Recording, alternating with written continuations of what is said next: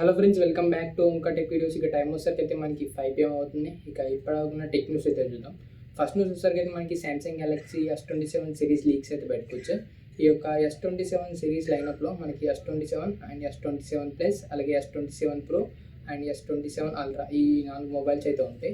మనకి ఇందులో కొత్త మొబైల్ అయితే చూడొచ్చు, మనకి S27 Pro అనేసి. ఇంకా ఈ మొబైల్స్ అయితే మనకి త్వరలో అయితే లాంచ్ అయితే ఎక్స్పెక్ట్ అయితే చూడొచ్చు. మనకి 2027 స్టార్టింగ్ మంత్స్లో అయితే రాబోతుంది. రెడ్మీ టర్బో 5 మనకి ఇండియాలో అయితే లాంచ్ అయితే చేయబోతున్నారు. మనకైతే ఇంకొక 2-3 వీక్స్లో మనకి అఫీషియల్ అనౌన్స్మెంట్ అయితే వస్తుంది. మనకి రెడ్మీ టర్బో 5 మొబైల్ అయితే ఎప్పుడు లాంచ్ చేయబోతున్నారు అనేది. మనకి సేమ్ ఫ్యూచర్స్ అయితే ఉంటాయి. మనకి చైనాలో ఎలాంటి హైలైట్స్ని తీసుకొని వచ్చారో మనకి సేమ్ హైలైట్స్ అయితే ఉంటాయి ఇండియాలో కూడా.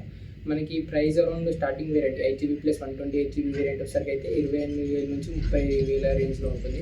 12GB ప్లస్ 512GB వేరియంట్ వచ్చేసరికి అయితే మనకి 32,000 నుంచి 35,000 రేంజ్లో అయితే తీసుకొని వస్తున్నారు. మరి చూద్దాం మరి ఎప్పుడు అఫీషియల్ డేట్ అయితే అనౌన్స్ చేస్తారో.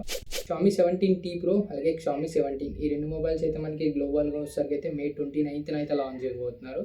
మనకి ఇండియాలో అయితే మనకి మే అంటే జూన్ ఫస్ట్ వీక్లో కానీ సెకండ్ వీక్లో కానీ అయితే ఎక్స్పెక్ట్ అయితే చేయవచ్చు. మనకి అప్పుడే లాంచ్ చేస్తారు. అంటే మనకి 17T సిరీస్ మొబైల్స్ అయితే మనకి ఇండియాలో అయితే లాంచ్ కాబోతుంది. మరి చూద్దాం మరి హైలైట్స్ కానీ స్పెసిఫికేషన్స్ కానీ ఎలాంటి రూమర్స్ అయితే లేవు. అంటే ఎలాంటి హైలైట్స్ని తీసుకొని వస్తారో ఇంకా కన్ఫర్మేషన్ అయితే లేదు. మరి వివో V60 సిరీస్ వచ్చేసరికి అయితే మనకి అఫీషియల్గా May 29th చైనాలో లాంచ్ చేయబోతున్నారు. ఇందులో మనకి రెండు మొబైల్స్ ఉంటాయి, వివో V60 అలాగే వివో V60e. ఈ రెండు మొబైల్స్లో అయితే మనకి గ్లోబల్గా అయితే తొందరలో లాంచ్ చేయవచ్చు. మేబీ మనకైతే ఇండియాలో వచ్చేసరికి అయితే వివో V సిరీస్ అయితే వస్తాయి. అంటే వివో V80 కానీ వివో V80e మొబైల్స్తో తీసుకొని అయితే రావచ్చు. సామ్సంగ్లో హ్యూజ్ స్ట్రైక్స్ అయితే స్టార్ట్ అయ్యాయి. ఈ స్ట్రైక్స్ ఎవరు చేస్తున్నారంటే మనకి అందులో వర్క్ చేసే వర్కర్స్ అప్రాక్సిమేట్గా మనకి 48,000 మెంబర్స్ అయితే ఉన్నారు.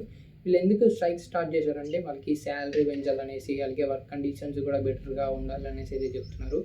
బట్ మనకైతే దీనివల్ల మనకి కొన్ని ఇష్యూస్ అయితే ఉండొచ్చు. సామ్సంగ్ వాళ్ళకి మెమొరీ మేనేజ్మెంట్, సప్లై కానీ సెమీ కండక్టర్ ఇష్యూస్ అయితే వస్తాయి. మరి సామ్సంగ్ వాళ్ళు ఎలాంటి డెసిషన్ని తీసుకుంటారో చూడాలి. మరి శాలరీస్ని అయితే పెంచుతారా మరి చూడాలి. ఇంకా ఈరోజు నా టెక్ న్యూస్ అయితే ఇది. మీకు ఎలా అనిపించిందో కింద కామెంట్లో చెప్పండి. అలాగే లైక్ చేసుకోండి, సబ్స్క్రైబ్ చేసుకోండి.